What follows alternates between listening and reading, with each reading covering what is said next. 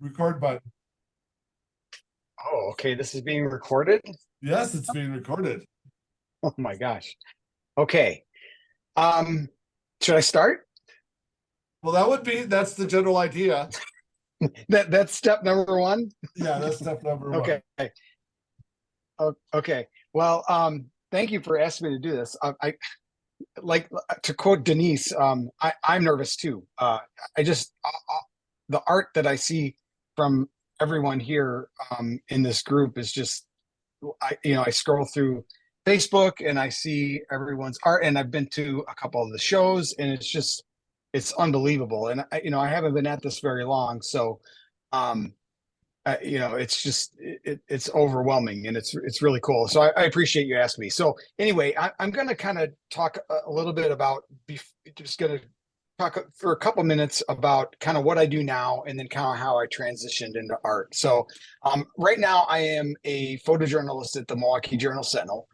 I've been there for about 15 years. Before that, I was in Appleton, Wisconsin, working there at the Post Crescent. I was there for 15 years. So I've been a photojournalist for about 15 years, and right now in Milwaukee, I'm one of four photographers. When I started there in 2008, there was 15 photographers, and if that shows you, we're now down to four. So that kind of shows you this. I'm not going to get into the state of the newspaper industry and how it's changed over the years, but I always just say at least I'm glad I'm one of the four photographers left. But so the four of us, we don't cover particular beats or anything.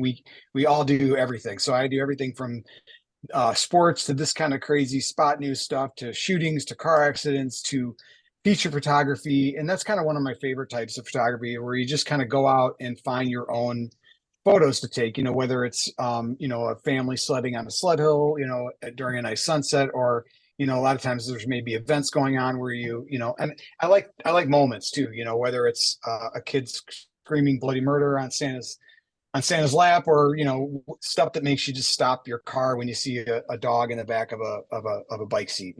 That's kind of my bread and butter kind of photography. And I like nature photography too.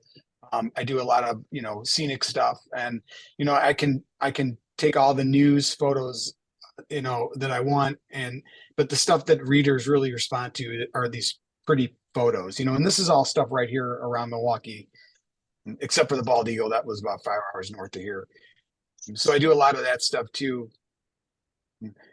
And if anyone has any questions along the way, feel free to shout them out.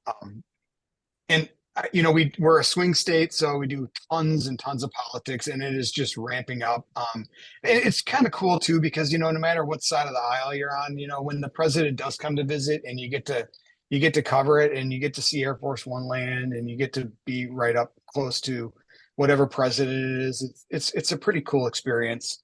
Um, we have I have a drone. I like to do aerial photography. I just use it as another kind of tool for photography, just to get different perspective. Um, do a lot of sports photography too. This is when the Bucks won the championship. This is probably one of the coolest um, you know kind of stories that I had to cover. I grew up a Bulls fan.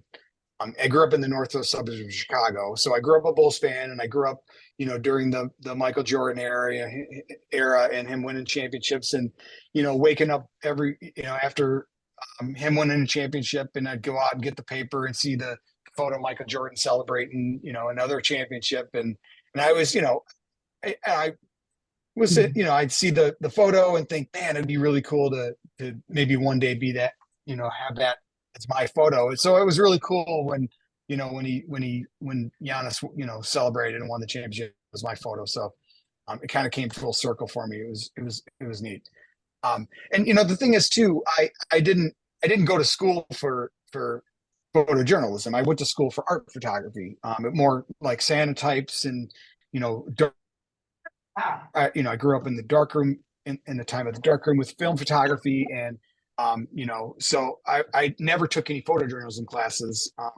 So that's kind of where my art kind of background comes from. So okay, so this is kind of, I'm going to segue into how I kind of got started with painting. I do acrylic abstract work on canvases. Um, so this is kind of a weird photo, but this is kind of where it started. This is my basement, and we had to paint our basement wall. We got these um, beams installed because our basement was caving in. It's a long, boring, expensive story that I won't bore you with. But so we painted our basement wall. And of course, I time lapse because I time lapse everything. And we painted it white. And I have two daughters, a 14-year-old and a 12-year-old. And I painted, years ago, maybe 25 years ago, I did some abstract painting, and it just kind of, I did it for a little while, and it just kind of faded away, and I just got busy with life and other things. And that was the kind of the early time in my photojournalism career, and I was kind of trying to hone that craft. And I was doing a lot of video work too, and I was learning about how to edit video, and that kind of took precedent over doing painting. So, but I still had a lot of all this, painting supplies and stuff. My kids, we painted our wall white, and my kids are like, okay, we got this white wall. We need art for it. And so my kids are like, Dad, you got all this, art supplies and stuff. Why don't we paint something for the wall? So, I'm like, okay, fine. I'll paint something. I said, well, why don't we all paint something? So the three of us, my two daughters and I, we all made a little painting for the wall. And, it just kind of reignited something in me, that was there, but it was kind of festering, the desire to paint again. And it just kind of reignited it. So I started doing some more painting. And, the thing is too, with photography, I would go out and I would, take photos, and, I edit on my computer. I would post photos with my phone, and I was on my screen so much. And when I started painting again, it was, I'd go down the basement, I would throw on some tunes, and I would just, go to town, and I would just stay away from technology completely. And it was just such a refreshing, um, change of pace for me, that I had not had in a long time. And it kind of took me back to the darkroom days, where I was down in the darkroom, and time would just, when you're, if anyone's ever done darkroom photography, time just kind of escapes you, and you're just, 2, 3, 4 hours goes by, and it feels like 5 minutes. And that's what it was like again. And it really felt good. So I'm showing the bottom, the bottom, right photo there that's my cat, Emily. She's kind of, you'll see her a little bit more later on, but, the, I tend to paint like really thick, uh, like textures. And I think that's from when I was a kid. My mom would take me to art museums and stuff, and I was generally kind of bored when we'd go. But the things that I think about, like, okay, why am I painting so thick? And I traced it back to, like, I would go to these museums, and the paintings that really stuck out to me were, the no pun intended, were the ones that had a lot of texture, and I would walk by them sideways, and you could like see them almost like a 3D look. And I remember just thinking how, how fascinating that was. And not only like how, interesting that was, but just how fun that would be to actually be able to paint like that and be able to do that. So now that I'm doing it, I'm kind of emulating that. So this is back in March of 2020 or 2023. I had this white basement wall, and then, a couple months later, I was just kind of getting a little bit obsessed with it, and just really going to town and just practicing different styles, and just painting all kinds of things, and really having fun with it. And, I'd always wanted to try something like larger canvases. But for some reason I had some block against it. Like, I thought, they're really way too expensive, or, if you started one and made a mistake, you'd ruin it and you'd have to start over. And, um, I just kind of wrote it off and never really tried it. So I was texting with a artist friend of mine, and he said, hey, there are, canvases on sale. Actually, I'm unplugged here. I think my battery might run out. But, he's like, canvases are on sale at, Michael's, and you could get, buy 2 for 1 or whatever. And I'm like, well, that's actually kind of doable. So I went and I got a couple of these great huge canvases, and, and uh and I just went to town, and I really like the larger format. And, you know for the most part, especially this kind of stuff early on, well, early on, I'm talking like months ago, I don't really have much of an idea going into it. And it's, it's just kind of about me going in the basement, turning on some music, and just letting the paint kind of do its thing. And I know that sounds kind of esoterical in a way, but like I said, I, I really, I know so little about paint and what it can do, and I just,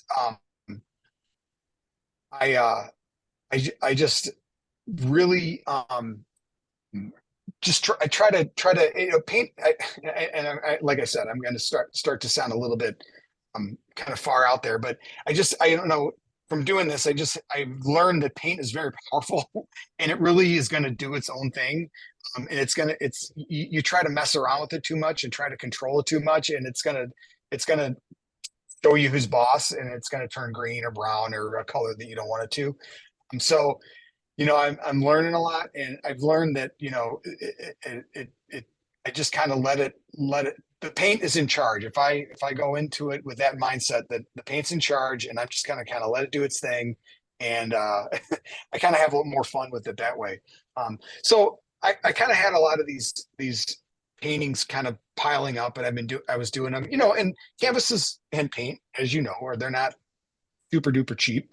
Um, the expenses kind of add up, and I decided I was going to try to sell one of these on Facebook Marketplace, and you know, some random guy reached out to me, and he said, I'm interested, and he came over with his wife and his adorable little daughter, and they talked about it, and he said, I'll take it. And, it was kind of cool, when he tried to load it up into his Jeep Cherokee and it wouldn't fit. So then I had to bring it over to he had a modest Cape Cod size house in Whitefish Bay. And I brought it over to his house the next day. And, I I don't like sign the front of things. I sign the back of things, especially abstract stuff, because I want people to decide how they want to hang it, because if you sign it, then they're kind of pigeonholed into hanging it a certain way. So I said, you decide how you're going to hang it. And they hung it up, and then I signed it for them. And it was just really kind of cool to have just a complete stranger buy your work. I never had that experience before. So it was really fun. So I did the art in the atrium show once these started building up in Shorewood, and that was a really fun experience. I had a neighbor owns a marketing firm um, downtown in the Third Ward, and he ended up buying a larger piece, and so that was kind of cool. So I do a lot of these videos of I time lapse the painting when I paint, and I put it on social media, and and I don't know what the deal is with this cat, but this is Emily, and she just like is in I don't know if it's the smell of the paint or what it is, but she comes downstairs every time I start painting, and she just does not I'll turn down the volume here. Oh, that's the brightness. She does not leave me alone.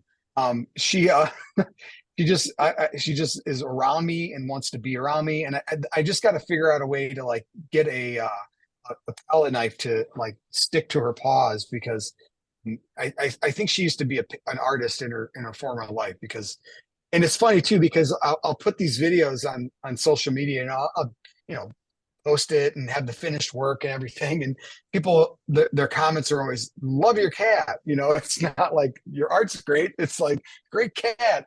So but whatever, I'll take it, it's fun. um, so I kind of started doing a lot of larger format stuff, and I don't really have style, as you can tell, and that's fine with me. um, I think the goal for me right now at this point is um is just with photography and doing that full time. With photography, you have to be so exact. You have the aperture has to be correct, the shutter speed has to be correct, the focus has to be exact. And I take a lot of photos, and you post them on social media, or you take them and they're in the paper, and people will say, oh, that's a really nice picture. But every photo I take, I look at it, and I see something that could be better about it, or I see something that's wrong with it. And when when I when I paint something, I look at it, I'm like, I like that. I think it's pretty good, and I don't. I guess I'm not as hard on myself as I am with painting as I am with photography. Maybe that's because I don't really know very much about painting yet. So in that regard, I'm the fact that I'm not as hard as myself on myself with painting. I'm enjoying it a lot. A lot. It's just a different medium that I'm getting into.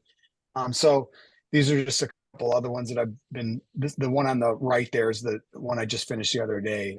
It's just abstract, kind of impressionistic type of things that I'm having fun with.